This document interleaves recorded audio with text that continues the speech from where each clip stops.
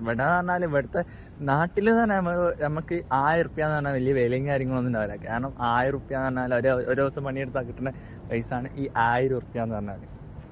പക്ഷെ ഇവിടെ എന്ന് പറഞ്ഞാൽ ഒരു മാസം പണിയെടുത്താൽ തന്നെ 1000, 1300, 1500 ഈ പൈസ കിട്ടും. അപ്പോൾ ഈ പൈസനെ കൊണ്ട് നമ്മളെ ഈ മനുഷ്യന്മാരെ മെയിൻ എന്ന് വെച്ചാൽ നമുക്ക് എമൗണ്ട് കൂടുതലായി കിട്ടുകയാണെങ്കിൽ നമ്മൾ എന്ത് ചെയ്യും, അത് ലിമിറ്റ് ഇല്ലാണ്ട് നമ്മൾ ചിലവാക്കും. നമ്മളെ നാട്ടിലാകുമ്പോൾ നമുക്ക് ഈ 500, 1000 എന്ന് പറഞ്ഞാൽ വാല്യൂ കുറവാണെങ്കിലും പക്ഷെ കൂടുതൽ കിട്ടും. ഒരു പണിക്ക് പോയാൽ തന്നെ 1000 റുപ്യ കിട്ടും. പക്ഷെങ്കിൽ ഇവിടെ അങ്ങനെയല്ല. ഇവിടെ ഒരു മാസം പണിക്ക് പോയാലാണ് 1500, 1300, 1400 ഈ എമൗണ്ട് കിട്ടുക. പക്ഷെ നമ്മളെ മെയിൻ നോക്കുമ്പോൾ എന്താണ്, ആ എമൗണ്ട് കുറവാണ്. പക്ഷെങ്കിൽ ആ എമൗണ്ട് കുറവായതുകൊണ്ട് തന്നെ നമുക്ക് ആ എടുത്ത് ചിലവാക്കാൻ ഭയങ്കര ബുദ്ധിമുട്ടായിരിക്കും, ഭയങ്കര പ്രയാസമായിരിക്കും. അതിന് മറിച്ച് നമ്മളെന്ത് ചെയ്യുക, നമ്മുടെ നാട്ടിൽ നിന്നാണെങ്കിൽ ഈ പൈസ ചിലവാക്കണമെങ്കിൽ നമുക്ക് ഒരു ദിവസം പോയാൽ തന്നെ 500, 1000 കിട്ടുന്നത് കൊണ്ട് തന്നെ നമുക്ക് അത് ഫുഡായിട്ടും ട്രിപ്പായിട്ടും ചിലവാക്കാൻ ഒരു മടിയും ഉണ്ടാവില്ല. കാരണം പിന്നെ പിറ്റേ ദിവസം ഈ പണിക്ക് പോയാൽ പിന്നെ 1000 റുപ്യല്ലേ കിട്ടുന്നത്. പക്ഷെ സംഭവം വാല്യൂ കൂടുതൽ ഇവിടുത്തെ പൈസ കഴിക്കും. പക്ഷെ എങ്കിൽ നമ്മളെ മനുഷ്യന്മാരെ മെയിൻറ്റെയിൻ വെച്ച് നോക്കുമ്പോൾ നമുക്ക് ഏറ്റവും കൂടുതൽ പൈസ തോന്നിക്കണേലാണ് നമ്മൾ ചിലവാക്കുക. കുറവ് തോന്നിക്കണേൽ നമ്മൾ ചിലവാക്കൂല, നമ്മളൊരു ഇത് വെച്ചിട്ട്. അപ്പോൾ അതുകൊണ്ടൊക്കെയാണ് ഞാൻ ഈ പിസ്കും കാര്യങ്ങളൊക്കെ കേട്ടത്. നാട്ടിൽ നിന്നാകുമ്പോൾ ഫുഡും കാര്യങ്ങളും ആഴ്ചയിൽ ഫുഡും കാര്യങ്ങളൊക്കെ കഴിക്കാനുണ്ടായിരുന്നു. അങ്ങനത്തെ ഒരു മെത്തേഡിലായിരുന്നു. പക്ഷെ നാട്ടിൽ നിന്നും പിസ്കില്ലാന്നറിയില്ല, നാട്ടിൽ നിന്നും പിസ്കലൊക്കെ ഉണ്ടായിരുന്നു. സാഹചര്യം അങ്ങനെ ആയതുകൊണ്ട് തന്നെ പിസ്കലും കാര്യങ്ങളൊക്കെ ഉണ്ടായിരുന്നു. അപ്പോൾ ചങ്ങായിമാർ തന്നെ കുറേ പറയലൊക്കെ ഉണ്ടായിരുന്നു. എനിക്ക് പറഞ്ഞാൽ എന്നെ സംബന്ധിച്ച് ഞാനിപ്പോൾ ഒരാൾക്ക് ഒരു 100, 200 കടം കൊടുത്തെന്ന് വിചാരിച്ചോളി. അപ്പോൾ ഈ 100, 200 കടം കൊടുത്ത് കഴിഞ്ഞാൽ തന്നെ ഞാൻ എന്ത് ചെയ്യും, അത് കടമായിട്ടാണ് എന്നോട് വാങ്ങിയെങ്കിൽ ഞാൻ ആ പക്കാ ടൈമിന്, അത് 5 റുപ്യ ആണെങ്കിൽ ആ പക്കാ ടൈമിന് ഞാൻ ചോദിക്കും. ഞാൻ ചോദിച്ച് തിരിച്ച് വാങ്ങും. കാരണം നമ്മളെ ഇസ്ലാം മതത്തിൽ തന്നെ പറയുന്നുണ്ടല്ലോ, നമ്മളൊരാൾക്ക് കടം ചോദിച്ചാൽ അത് നമ്മളൊരാൾക്കൊരു കടം കൊടുത്തു കഴിഞ്ഞാൽ അത് ആ ടൈമിന് തന്നെ കടം തിരിച്ച് വാങ്ങണം എന്ന് പറയുന്നുണ്ടല്ലോ. കാരണം അത് നമ്മൾ ചോദിച്ച് വാങ്ങിയില്ലെങ്കിൽ അതിൽ കുറ്റക്കാരൻ നമ്മളും കൂടിയാണ്. കാരണം എന്ന് പറഞ്ഞാൽ നമ്മൾ കാരണം ഓല് മറന്നുപോയിട്ടാണ് നമുക്ക് തരാണ്ട് നിൽക്കുന്നതെങ്കിൽ മറന്നു പോയിട്ടാണ് ഓല് നമുക്ക് തരാണ്ട് നിൽക്കുന്നതെങ്കിൽ നമുക്ക് കുറ്റം കിട്ടുകയില്ല. ഇപ്പം മനഃപൂർവ്വം തരാണ്ടൊക്കെയാണ് അതിൽ ഓർക്ക് കുറ്റം കിട്ടും.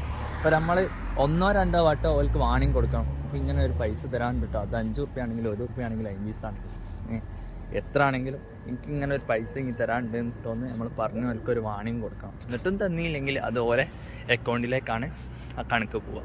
അല്ല എന്നാണെങ്കിൽ നമുക്ക് അതിൻ്റെ ഒരു പങ്ക് ഉണ്ടാവും എന്നാണ് പറയുന്നത്.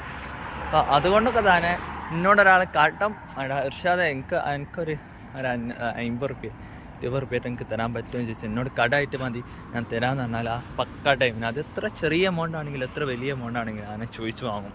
പിസ്കായിട്ടല്ല കേട്ടോ, എന്നാലും ഞാൻ ചോദിച്ചു വാങ്ങും. കാരണം ചോദിച്ച് വാങ്ങിയില്ലെങ്കിൽ നമ്മളെ അക്കൗണ്ടിലേക്ക് കൂടി എഴുതപ്പെടുന്ന കാര്യങ്ങളാണല്ലോ അത്. പിന്നെ നമ്മൾ കറക്റ്റ് ചോദിച്ച് വാങ്ങണമല്ലോ. പക്ഷേങ്കിൽ അങ്ങനെ ചോദിച്ചു വാങ്ങും സത്യത്തിൽ നമ്മൾ ഒരിക്കലും ചെയ്യാൻ പറ്റാത്തൊരു സംഭവമാണ്. ഒരു കാരണവശാലും നമ്മളെ ലൈഫിൽ നമ്മൾ ഒരു കാരണവശാലും ചെയ്യാൻ പറ്റാത്തൊരു സംഭവമാണ്. ഒരാൾ കടം ചോദിച്ചാൽ നമ്മളെ കടം കൊടുക്കരുത്. അത് കൊടുത്തില്ലെങ്കിൽ നമുക്ക് എന്താ ഉണ്ടാവുക, ആ കൊടുക്കാത്ത ടൈമിനുള്ള ആ ഒരു ഇഷ്ടക്കേട് മാത്രമേ നമ്മളെ ചങ്ങായിമാർക്ക് നമ്മളോടുണ്ടാവും. പക്ഷെ നമ്മളൊരു കടം കൊടുത്ത് കഴിഞ്ഞാൽ അത് നമുക്ക് ഒരു വലിയൊരു എമൗണ്ടൊക്കെ ആണെന്ന് വിചാരിച്ചോളി. ആ ഒരു വലിയൊരു എമൗണ്ടാണ് നമ്മൾ കൊടുത്ത് കഴിഞ്ഞാൽ പിന്നെ നമ്മൾ ആ പൈസ തിരിച്ച് ചോദിക്കുമ്പോൾ ഓൾക്ക് നമ്മളോടുണ്ടാകുന്ന ഒരു ദേഷ്യം ഉണ്ടാവും.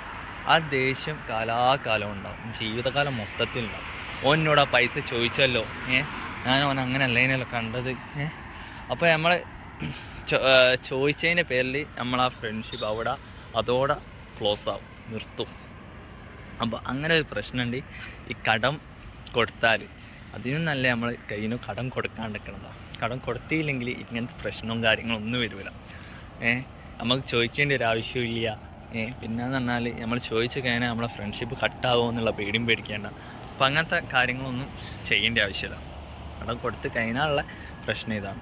അപ്പോൾ ഇതൊക്കെയാണ് ഇവിടുത്തെ വിശേഷം കാര്യങ്ങൾ. അപ്പോൾ ഞാൻ പറയുന്നത് വെച്ചാൽ ഒരിക്കലും നമ്മൾ ഒരു ലോഡ് പ്രതീക്ഷകളുമായിട്ട് ഏത് നാട്ടിൽ പോവുകയാണെങ്കിലും പ്രതീക്ഷകൾ അധികം വെച്ച് നമ്മൾ ഒരു നാട്ടിലും പോവരുത്.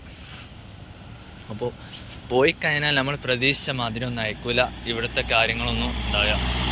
അപ്പോൾ നമ്മളെ പ്രതീക്ഷകളും മാറ്റി മറിക്കാനായിട്ട് കാര്യങ്ങളായിരിക്കും ഇവിടെ ഉണ്ടാകുക. സംഭവം എന്ന് പറഞ്ഞാൽ നമ്മൾ വിചാരിച്ച സംഭവം എന്നായിക്കോളെ നമ്മളെ കണ്ണിലേക്ക് മുന്നിലേക്ക് എത്തിപ്പെടുക.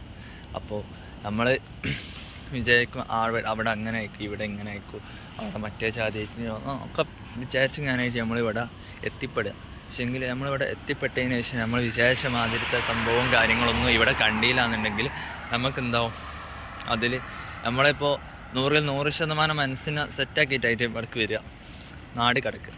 പക്ഷേങ്കിൽ നമ്മൾ വിചാരിച്ച സംഭവം ഒന്നും ഇവിടെ കാണാണ്ടൊക്കെ നമ്മളെന്ത് ചെയ്യും, അതേ സ്പോട്ടിൽ തന്നെ നമ്മൾ ഹൈ ലെവലിലുള്ള നമ്മളെന്ത് ചെയ്യും, ലോ ലെവലിലേക്ക് മാറും.